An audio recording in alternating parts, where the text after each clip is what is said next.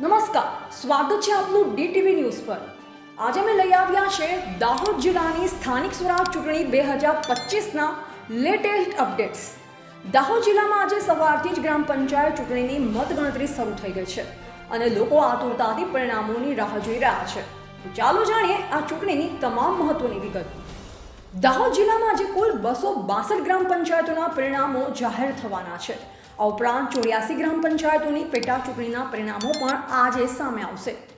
આ ચૂંટણીમાં સરપંચ પદ માટે 840 ઉમેદવારો અને સભ્ય પદ માટે 4336 ઉમેદવારો મેદાનમાં છે।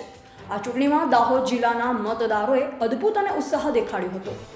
કુલ 82.79% મતદાન નોંધાયું, જે લોકશાહીના પર્વમાં લોકોની સક્રિય ભાગીદારી દર્શાવે છે। આ ચૂંટણી બેલેટ પેપર દ્વારા યોજાઈ હતી, જેના કારણે મતગણતરીમાં થોડો વધુ સમય લાગી શકે છે।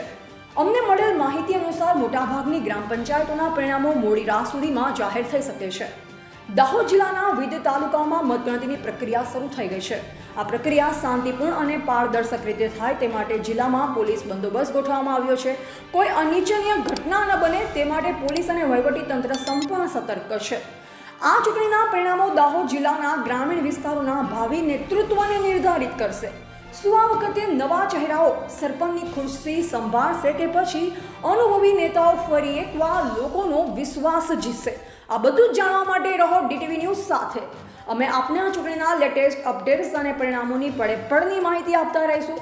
તો અમારી ચેનલ ડીટીવી ન્યૂઝને સબસ્ક્રાઇબ કરો, લાઇક કરો અને બેલ આઇકન દબાવી નોટિફિકેશન ચાલુ રાખો, જેથી તમે દાહોદના મહત્વના ચૂંટણીના પરિણામોની દરેક અપડેટ્સ પહેલા મેળવી શકો।